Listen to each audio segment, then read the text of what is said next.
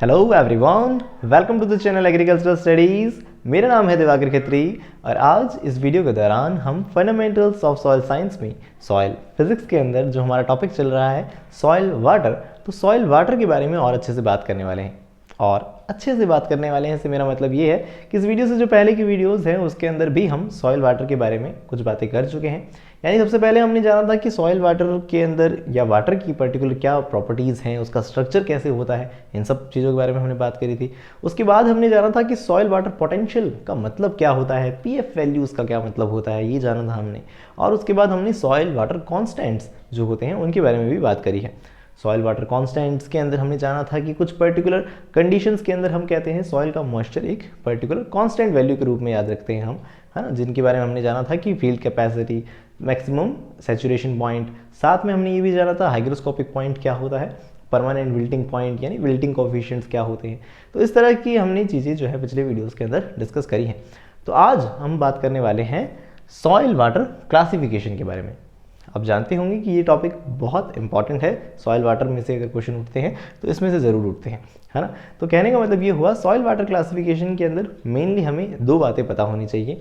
क्या दो बातें पता होनी चाहिए कि सॉइल वाटर क्लासिफिकेशन के अंदर दो तरह से क्लासीफाई किया गया है सॉइल वाटर को।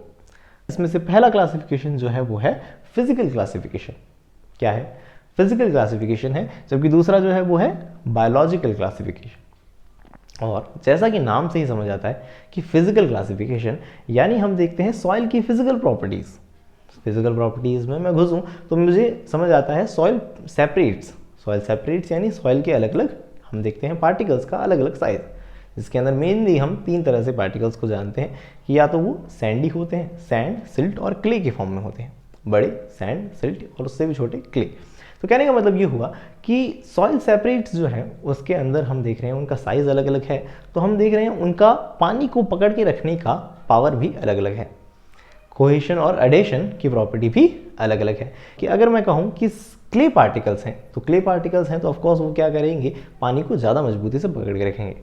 यहाँ एक बहुत इंपॉर्टेंट पॉइंट है जो आपको ये समझ में आना चाहिए कि मान लीजिए आपके पास दो सॉइल सैंपल्स हैं। एक सॉइल सैंपल के अंदर हम क्ले पार्टिकल्स को देख रहे हैं, दूसरे सैंपल के अंदर हम सैंड पार्टिकल्स को देख रहे हैं। दोनों में अमाउंट ऑफ वाटर जो है वो सेम है। मैं क्या कह रहा हूँ, दोनों के अंदर अमाउंट ऑफ वाटर, तो क्या जब हम उससे प्लांट को प्रोवाइड करवाएंगे तो क्या प्लांट दोनों में से ही पानी आसानी से अवेलेबल करा ले पाएगा? तो आंसर है नहीं। क्यों? क्योंकि हम देखते हैं क्ले पार्टिकल्स के अंदर जो पर्टिकुलर अमाउंट का पानी हम देख रहे हैं वो पानी जो है वो क्या कर रहा है, हम देखते हैं वो ज़्यादा मजबूती से पकड़ के बैठा है एज़ कम्पेयर टू हम देख रहे हैं सैंड पार्टिकल्स। तो कहने का मतलब ये हुआ जितना छोटा पार्टिकल होगा पानी को उतना ही ज़्यादा मजबूती से पकड़ के रख सकेगा। इसलिए हम देखते हैं क्ले पार्टिकल्स के अंदर कोहेशन और एडेशन की प्रॉपर्टी ज़्यादा होती है। और वहीं हम बात कर रहे हैं एडेशन की प्रॉपर्टी ज़्यादा होती है तो उसके अंदर वाटर होल्डिंग कैपेसिटी भी ज़्यादा होती है ना। तो ये सब बातें क्यों बताई है? ये सब बातें इसलिए बताई हैं क्योंकि आप इस तरह समझ सकें कि फिजिकल क्लासिफिकेशन का मतलब है कि ये सॉइल सेपरेट्स का सॉइल मैट्रिक्स का मतलब मैं कह रहा हूँ कि सॉइल मैट्रिक्स पोटेंशियल यानी पानी को कितना मजबूती से पकड़ सकते हैं ये सॉइल पार्टिकल्स, उसके बिहाफ पे हमने पानी को तीन तरह से डिवाइड किया है। सबसे पहला type of water is gravitational water, second one is capillary water and third one is hygroscopic water. तो इन तीनों टाइप्स के अंदर आपको ये समझ में आना चाहिए कि इन तीनों के अंदर हम देख सकते हैं सॉइल मैट्रिक्स पोटेंशियल जो है वो अलग अलग है, उसके बिहाफ पे हमने डिवाइड किया है। तो जो दूसरा क्लासिफिकेशन है उसका मतलब आप समझ सकते हैं बायोलॉजिकल क्लासिफिकेशन, यानी बायो का मतलब समझ आता है कुछ ना कुछ लिविंग से रिलेटेड बात होने वाली है, कुछ लिविंग ऑर्गेनिज्म से रिलेटेड बात होने वाली है। तो उसका मतलब हम प्लांट्स के बारे में बात कर रहे हैं। तो प्लांट्स को अवेलेबल कितना है पानी, तो ये अप्रोच जो है यानी फिजिकल क्लासिफिकेशन की जो अप्रोच है वो देख रही है सॉइल का पार्टिकल कितना पानी को मजबूती से पकड़ के बैठा है, जबकि जो दूसरी अप्रोच है यानी बायोलॉजिकल क्लासिफिकेशन है वो देख रहा है कि प्लांट्स उस पानी को कितना ले सकते हैं, कंज्यूम कर सकते हैं। समझ पा रहे हैं आप? तो ये बात समझ आ गई आपको कि दोनों क्लासिफिकेशन का मतलब क्या है, फिजिकल क्लासिफिकेशन का क्या मतलब है, बायोलॉजिकल क्लासिफिकेशन का क्या मतलब है ना। तो पहली चीज़ आपको ये याद रखनी है कि फिजिकल क्लासिफिकेशन जो है वो किसने दिया था, तो ब्रिग्स नाम के साइंटिस्ट ने दिया है। ब्रिग्स ने 1897 के अंदर फिजिकल क्लासिफिकेशन दिया था, तो आप चाहें तो उसे नोट कर सकते हैं। और हमने जैसा कि जाना कि फिजिकल क्लासिफिकेशन की सबसे पहले बात करें तो उसमें सबसे पहले बात करें तो पहला है ग्रेविटेशनल वाटर। ग्रेविटेशनल वाटर, अगर आपने इस वीडियो से पहले का वीडियो देखा है तो आप ऑलरेडी जानते होंगे कि जैसे नाम से समझ आता है ग्रेविटेशनल वाटर, जो कि ग्रेविटी के इन्फ्लुएंस में नीचे गुड़क जाएगा, यानी वाटर टेबल में जाके मिल जाएगा। यानी अगर हम देख रहे हैं किसी फील्ड के ऊपर बहुत ज़्यादा इरिगेशन या बहुत ज़्यादा बरसात हुई है, यानी प्रेसिपिटेशन अवेलेबल हुआ है, तो ये जो पानी है वो हम देखेंगे इन्फिल्ट्रेट होके, मतलब उसमें अंदर घुसेगा, पर्कोलेशन, सीपेज, इस तरह की हम देख सकते हैं रूप में उसका मूवमेंट होगा और वो डाउनवर्ड्स मूव करेगा। मैक्सिमम वाटर होल्डिंग कैपेसिटी वाली स्टेट जो होती है, या जैसे हमने सैचुरेट, जो उसे नीचे की तरफ खींच रहा होता है, उस पानी की फोर्स को हम कह सकते हैं gravitational force.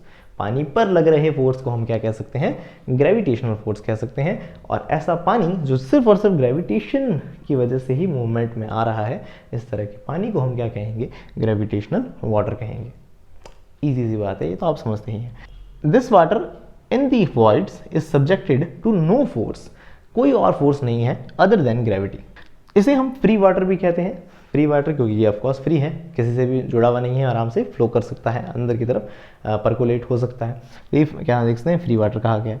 Soil water potential आपको पता होना चाहिए कि मैक्सिमम सैचुरेशन स्टेट पे 0 होता है।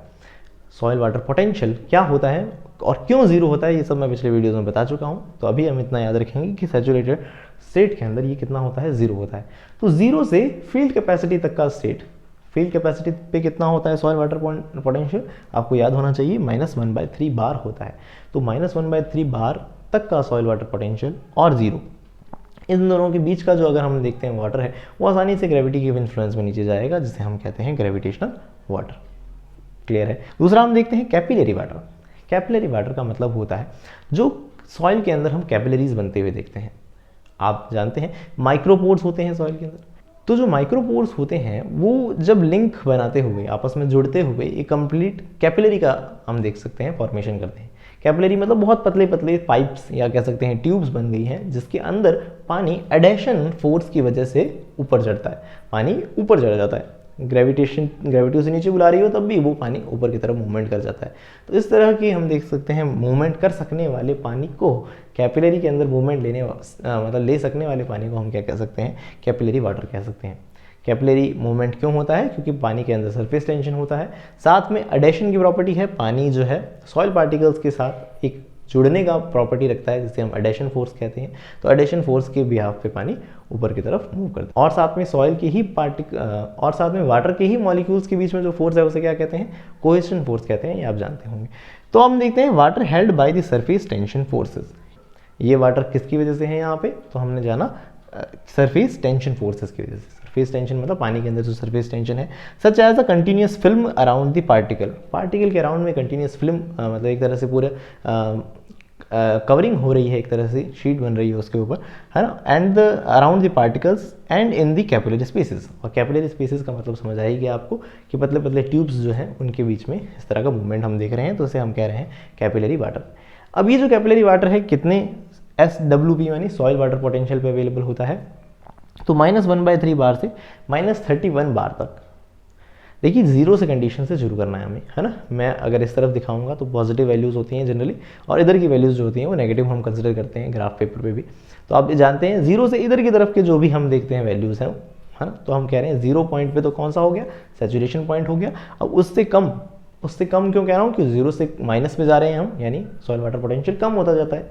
मैक्सिमम कितना है, 0 है, किस पे है, सैचुरेशन पॉइंट पे है, या ग्रेविटेशन वाटर वाली कंडीशन में था, उससे कम आते जा रहे हैं। मैंने कहा फील्ड कैपेसिटी वाली कंडीशन पे आ जाओ, यानी -1/3 बार। और उससे भी अगर हम देखें आगे की तरफ बढ़ें, मतलब सॉइल वाटर पोटेंशियल, मतलब ये देखते हैं हम कि पानी की अवेलेबिलिटी कम होती जा रही है। मतलब 0 पे बहुत सारा पानी था, पानी कम होता होता कितना आ गया, -1/3 बार पे, और कम होते होते -31 बार तक है। तो इस तरह का पानी कैपिलरी मूवमेंट दिखा सकता है, इस वाटर को हम कैपिलरी वाटर कहते हैं। ठीक है। अब हम देखते हैं तीसरा पानी, जो कि है हाइग्रोस्कोपिक वाटर। हाइग्रोस्कोपिक का मतलब आपको मैंने पिछले वीडियो में भी बताया था कि अगर कोई कंप्लीटली ड्राई सॉइल का पार्टिकल है, उसे हम सैचुरेशन वाली जगह पे, या हम कहते हैं कि एटमॉस्फेरिक मॉइस्चर का सैचुरेशन है वहाँ पे, तो ऐसी स्टेट में हम रखते हैं, तो उसके ऊपर मॉइस्चर जो है वो कहीं ना कहीं एडेशन के रूप में आ जाएगा। यानी एडेशन मतलब उसके ऊपर, पार्टिकल के ऊपर आ जाएगा मॉइस्चर। तो ऊपर आ जाएगा, तो इस तरह के वाटर को हम हाइग्रोस्कोपिक वाटर कह सकते हैं। तो सॉइल के अंदर ऐसा बहुत पतली लेयर पानी की हम देख सकते हैं, ऐसी पतली लेयर इवन जो कि इसको पानी ही नहीं कहते हैं। पानी ही नहीं कहते, इससे मेरा मतलब ये है कि उसके अंदर हम देख रहे हैं कि ये वाटर वेपर के अंदर कहा जाता है, primarily in the form of water vapour. Generally हम कहते हैं कि ये इतना, हम देख सकते हैं पानी की इतनी पतली फिल्म है जो कि वाटर वेपर के फॉर्म में है और सॉइल पार्टिकल्स के अराउंड में है ना। तो ये जो वाटर है इसे हम कहते हैं हाइग्रोस्कोपिक वाटर। और water held by the force of adhesion, ये एक एडेशन फोर्स के रूप में है, आपको समझाया मैंने कि सॉइल पार्टिकल्स के ऊपर एडेशन के रूप में आता है। And is bound tightly by the soil solids, soil solid उसे बहुत मजबूती से पकड़ के रखते हैं, और बहुत मजबूती से पकड़ के रखते हैं, इसीलिए हम देख सकते हैं इनका सॉइल वाटर पोटेंशियल जो है इस वाटर का वो -31 बार माना जाता है। क्योंकि मैंने बताया था 0 से अभी हम आए थे -1/3 तक, -1/3 यानी 0.33, उससे भी कम आए थे -31 बार, और उससे भी इवन कम हो जाए सॉइल वाटर पोटेंशियल यानी पानी की बहुत कम अवेलेबिलिटी है, बहुत कम पानी है, बहुत सूखी कंडीशन है, तो उस कंडीशन में यानी सिर्फ वेपर फॉर्म में ही पानी अवेलेबल है, उस कंडीशन को हम कहते हैं हाइग्रोस्कोपिक वाटर। ओके, तो आपको आई होप समझ आ गया होगा ये फिजिकल क्लासिफिकेशन। फिजिकल क्लासिफिकेशन में हम 3 तरह के वाटर को समझते हैं, ग्रेविटेशनल वाटर, कैपिलरी वाटर और हाइग्रोस्कोपिक वाटर। अब हम जो नेक्स्ट पढ़ेंगे बायोलॉजिकल क्लासिफिकेशन, जिसके अंदर आपने जान ही लिया जो वाटर कि हम देखते हैं प्लांट को अवेलेबिलिटी कितनी है उसके ऊपर बेस्ड है। तो उनमें भी हम इस पॉइंट्स को रिलेट करने की कोशिश करेंगे कि भाई पानी तो पानी है सॉइल के अंदर, वो तो हमारा नज़रिया है ना देखने का कि हम सॉइल में पानी जो है वो है, लेकिन हम अपने देख रहे हैं कि भाई सॉइल की तरफ से देख रहे हैं तो हम कह रहे हैं फिजिकल क्लासिफिकेशन, प्लांट की तरफ से देख रहे हैं तो उसे कहा बायोलॉजिकल क्लासिफिकेशन।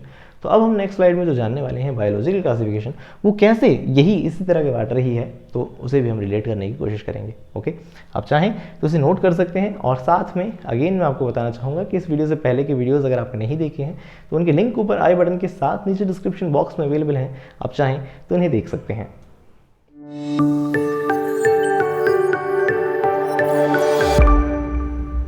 तो चलिए अब हम बात करते हैं नेक्स्ट क्लासिफिकेशन के बारे में, जो कि है बायोलॉजिकल क्लासिफिकेशन।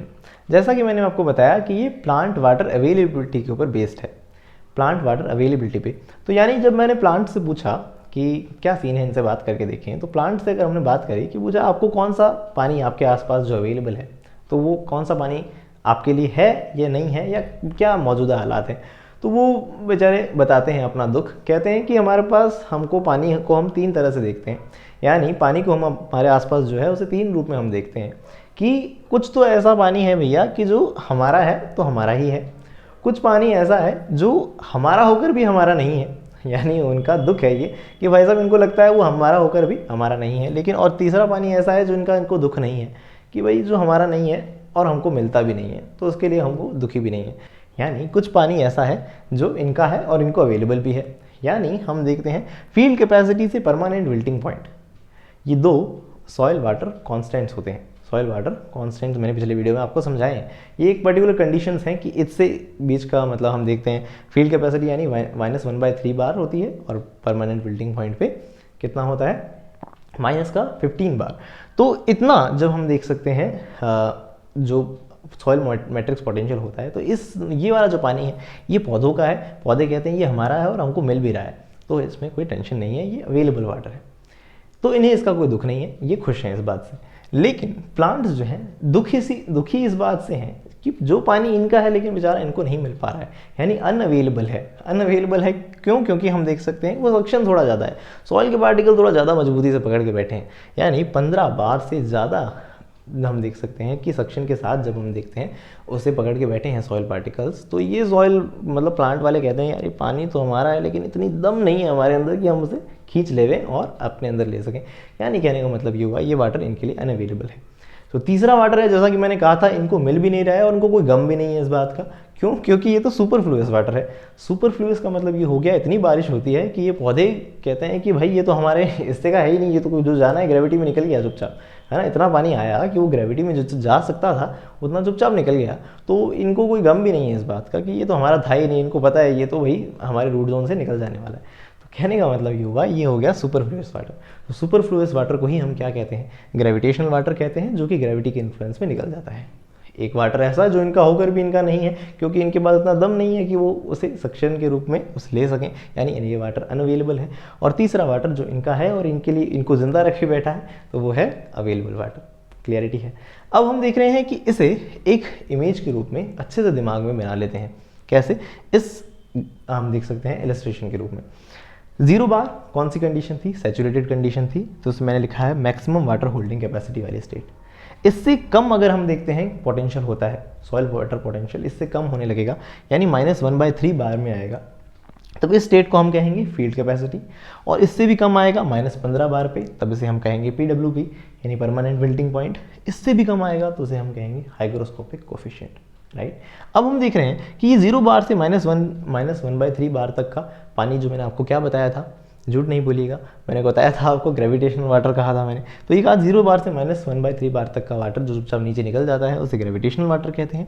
-1/3 बार से 15 बार तक का जो पानी होता है वो पानी अवेलेबल है, जैसे कि मैंने यहाँ बताया कि फील्ड कैपेसिटी और परमानेंट विल्टिंग पॉइंट के बीच का पानी जो प्लांट का है, प्लांट को अवेलेबल भी है, वो है अवेलेबल वाटर। और उससे भी अगर हम देखें हम -15 बार से -31 बार तक का जो पानी है, वो पानी जो है हम देख रहे हैं क्या नहीं है, प्लांट्स को अवेलेबल नहीं है। और इवन अगर हम देखें कि -31 बार से भी कम पानी जो अवेलेबल हो जाता है, यानी हाइग्रोस्कोपिक कंडीशन वाला पानी होता है, जिसको हम हाइग्रोस्कोपिक वाटर कह रहे हैं, वो जो वेपर वाली फॉर्म है वो भी प्लांट्स को बिल्कुल भी अवेलेबल नहीं होती। तो ये जो स्टेट्स हैं ये अनअवेलेबल वाटर के अंदर आती हैं। अब हम ये जो देख रहे हैं ना अवेलेबल वाटर, ये किसका हिस्सा आ रहा है? कैपिलरी वाटर का। क्योंकि जब मैंने आपको कैपिलरी वाटर बताया था तब मैंने आपसे कहा था कि फील्ड कैपेसिटी और हाइग्रोस्कोपिक कोफिशिएंट यानी -1/3 बार से -31 बार तक का जो पानी होता है, बीच का पानी, उसे हम कैपिलरी वाटर कहते हैं। तो कैपिलरी वाटर का एक हिस्सा जो है वो प्लांट को अवेलेबल है, कैपिलरी वाटर का एक हिस्सा प्लांट को अवेलेबल है, जिसे हम कह रहे हैं अवेलेबल वाटर। लेकिन वो हिस्सा कहाँ तक? -15 बार तक का ही है। -15 बार से बाद का जो भी हिस्सा है वो प्लांट को अवेलेबल नहीं है, यानी वो चाहे वो हाइग्रोस्कोपिक वाटर हो चाहे वो कैपिलरी वाटर का ही हिस्सा हो, वो दोनों ही प्लांट को अवेलेबल नहीं है, तो उसे हमने अनअवेलेबल वाटर कहा है। समझिए इस चीज़ को ध्यान से कि अवेलेबल वाटर का मतलब कैपिलरी वाटर का भी एक हिस्सा अवेलेबल है, कैपिलरी वाटर का ही एक और हिस्सा जो है वो अनअवेलेबल भी है।